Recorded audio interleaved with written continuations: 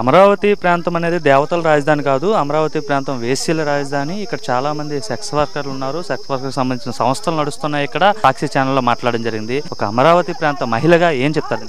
అమరావతి మహిళలు నిజంగా అండి, ఆ వేశ్యలు ఆ సెక్స్ వర్కర్లు అంటేనే మాకు చాలా వేదనగానే ఉంది. కేఎస్ఆర్ గారు లైవ్ షో సాక్షిలో అది వాడు ఎప్పుడైనా వాడు చూసుకున్నాడేమో అద్దంలో, వాడు ఒరిజినల్ గా చూస్తేనంటే ఎయిడ్స్ పేషెంట్ వాడికన్నా బాగుంటాడు. అలాగుంటాడు వాడు ఎయిడ్స్ పేషెంట్. అందుకే వాడికి ఎయిడ్స్ గురించి ఎయిడ్స్ కు మందులు ఆడుకుంటున్నాడు.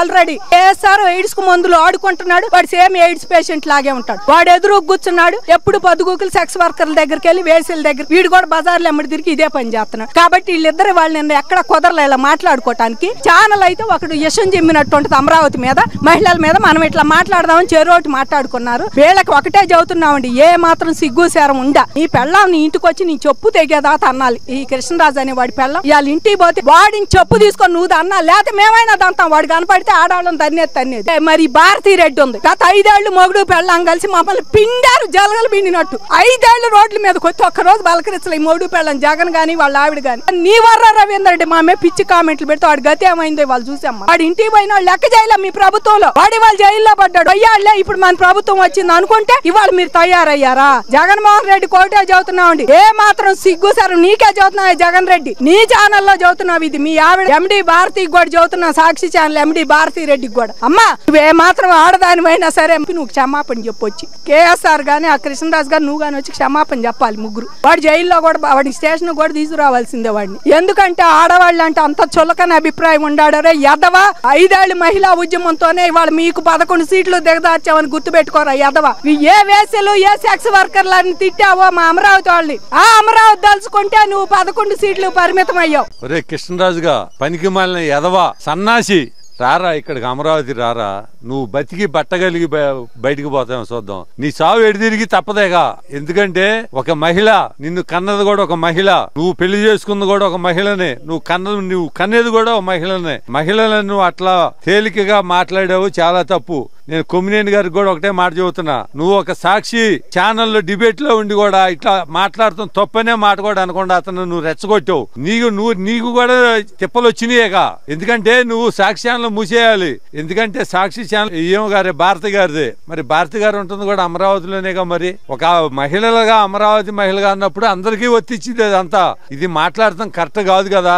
ఒక మహిళ అనే ఆమెని ఇన్ని రకాలుగా మాట్లాడతాము. 150 ఉన్నాయి ఇక్కడ. మహిళలకి ఎయిడ్స్ గాని కండోమ్స్ గాని ఇస్తున్నారని చెప్పి ఇటువంటి మాటలు మాట్లాడటం చాలా కరెక్ట్ కాదు. ఇటువంటి మాటలు మాట్లాడితే మటుకి మహిళల మనోభావాలను దెబ్బతీస్తే మటుకు మేము ఊరుకోము. ఆడవాళ్ళని కించపరిచి మాట్లాడినా ఏ రాష్ట్రంలోనైనా మన భారతదేశంలో మరీ ఆడవాళ్ళని కించపరిచి మాట్లాడితే వాళ్ళకి భూ సమాధులు తప్ప వాళ్ళకి ఏం మిగలదు. కానీ సీతను తీసుకెళ్లిన రావణ బ్రహ్మ ఏమయ్యాడు? నిలువున చచ్చాడు. అవమానించిన ద్రౌపదిని ఏమయ్యాడు? దుర్యోధనుడు సర్వనాశనమై జలాచంద్రులుగా మిగిలిపోయాడు. ఇలాంటి చరిత్ర ఇని కూడా ఇంకా ఈ భారతదేశం గడ్డ మీద ఒక స్త్రీకి ఎంత గౌరవిస్తారో ఆ గౌరవింపు అనేది తెలియకుండా నీచమైన దూషణలు. ఇంతకు ముందు మేము ధర్నాలు చేసేటప్పుడు కూడా ఇలానే దూషించారు. కానీ వాటిని అన్నిటినీ ఎదుర్కొని మేము రోడ్డెక్కి ఇప్పుడు మా ఒక్క సమస్య కాదు ఇది. ఇప్పుడు వాళ్ళు మా అమరావతి రైతుల్ని అమరావతి మహిళల్ని అన్నారని మేము ఫీల్ అవట్లా. ఇది ఒక్కళ్ళకి ఇది తప్పు అంటే ఇది రాష్ట్రానికే ఇది పెద్ద అవమానకరమైన మాట. జనాలందరూ కూడా ఒక్కసారి గమనించాలి. ఏమని మహిళలంటే వాళ్లే కాదు, ఆంధ్రప్రదేశ్ లో మహిళలంటే జనాలందరూ కూడా మహిళలే. వాళ్ళ ఇంట్లో మేము ఇన్ని రోజులు ఉద్యమం చేసిన వాళ్ళ భార్యని గాని వాళ్ళ చెల్లిని గాని విమర్శించిన వాళ్ళం కాదు మేము అని మేము గట్టిగా చెప్పగలం. కానీ మా పోరాటమే మేము పోరాడాము గాని ఇతరుల మీద బురద చిమ్మలేదు. అది ఒకటి గుర్తు పెట్టుకొని సాక్షి ఛానల్ అనేది మీరు ఒళ్ళు దగ్గర పెట్టుకుంటే మీకు భవిష్యత్తు కూడా లేదు. అసలు 11 సీట్లకు మీకు దించినా గానీ సిగ్గు శరం ఎరగకుండా అనవసరమైన మాటలన్నీ మాట్లాడుతున్నారు గనక ఇక క్షమించేది లేదు. మేము అలిసిపోయి ఉన్నాము. కళ్ళల్లో నీళ్లు కూడా ఇనికిపోయినాయి. 5 సంవత్సరాలు తిన్నామో తెలియదో రోడ్డెక్కింది దేనికి ఎక్కాం? ఆంధ్రప్రదేశ్ లో ఉన్న ప్రజలు మొత్తం కూడా మనకి రాజధాని లేదని మేము ఎక్కామే గాని ఇవాళ ఇట్లాంటి రోత మాటలు పట్టడానికి మేము ఎక్కలేదు. ఇవి ఒకటే చెప్తున్నాం అయ్యా, వాళ్ళు మాట్లాడుతున్న మాటలు మాకు సూదుల్లాగా గుండెల్లో గుచ్చుకుంటున్నాయి. ఒక నీ తక్కువ కొడుకు ధర్నాలు అప్పుడే అడిగాడు. పొద్దుకొచ్చి అమరావతి రైతులు ఒరిగడ్డు ఆమెల చోటికి ఎక్కడుండి చూశాడయ్యా ఒక కళ్ళని అంటే అది అందరికి తగిలొచ్చిందిగా ఏడ్చి ఏడ్చి కన్నీళ్లు ఇనికిపోయినాయి అమ్మ. ఇప్పుడు కూడా దుర్మార్గమైన మాటలు మాట్లాడుతున్నా వినలేకపోతున్నాం. అమరావతి పైన ఎట్లాంటి ప్రచారం జరుగుతుంది? మేము అసలు రోడ్డు ఎక్కి ఎదుర్కొంటున్నామనే ఒక కక్ష అన్నమాట. చంద్రబాబు కూడా ఒక అమరావతినే ఉద్ధరిస్తున్నాడంటే మేము తీసుకుంది 25 సెంట్లను 75 సెంట్లు ప్రభుత్వానికి ఇచ్చినప్పుడు ప్రభుత్వంలో జనమంతా ఆంధ్రప్రదేశ్ లో జనమంతా ఉన్నారుగా, వాళ్ళకు ఉపయోగపడిద్దనే ఇచ్చింది. ఈ చిన్న సాక్షి వాళ్ళకి ఏం డిమాండ్ చేస్తారు? భారతిరెడ్డి గారికి కావచ్చు, లేదంటే కేఎస్ఆర్ గారికి కావచ్చు. రెడ్డి గారికి ఒకటే చెప్తున్నానయ్యా, ఒక కొడుకు తప్పు చేస్తుంటే తల్లి ఖండించింది, కానీ ఒక భర్త తప్పు చేస్తుంటే భార్య ఇది తప్పు అని చెప్పింది. కానీ అవి మొత్తం కూడా గంగిరెద్దులు బ్యాచి. ఆ గంగిరెద్దుల బ్యాచీలో ఏం చేస్తారంటే రేత్రి అంతా చెప్పుకుంటారు, నేను ఆ ఊరు పోయి అడుక్కుంటా, ఈ ఊరు పోయి తెల్లారు లెగరు, వాళ్ళు ఆడే పడుకొని ఉంటారు. అంతకన్నా వాళ్ళని గురించి మాట్లాడుకుంటానికి కూడా మా నోరు కూడా చెడిపోయింది. ఆడవాళ్లగా పుట్టటమే ఒక వేస్ట్ అనిపించింది.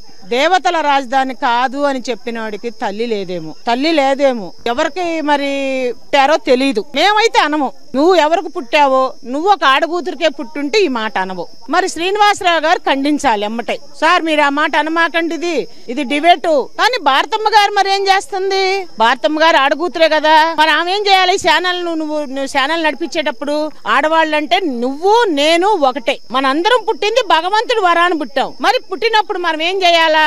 ఎవరికైనా ఒక ధర్మం చేయటం నేర్చుకోవాలా, ఒక మంచి మాట చెప్పటం నేర్చుకోవాలా. కానీ వేశ్యల రాజధాని దేవుళ్ళ రాజధాని కాదు అని దేవుణ్ణే కించిపరిచావు నువ్వు. మరి కించిపరిచేటప్పుడు నువ్వు ఆలోచించుకో, నీ ఇంట్లో ప్రతి వాళ్ళు ఆడవాళ్లే, ఉదయం కానించి అప్ప కానించి చెల్లెల కానించి కూతురు కానించి అమ్మ కానించి నీ భార్యతో సహా ఆడవాళ్లే. మరి జగన్మోహన్ రెడ్డి గారికి ఎక్కడ తెలియదండి? మన గంజాయి అమ్మే వాళ్ళని తెనాల్లో గంజాయి అమ్మే వాళ్ళని పట్టుకుంటే కొట్టారని చెప్పి తీసుకొచ్చి మరి అక్కడికి వెళ్ళి ఓదార్చి మాట్లాడావే.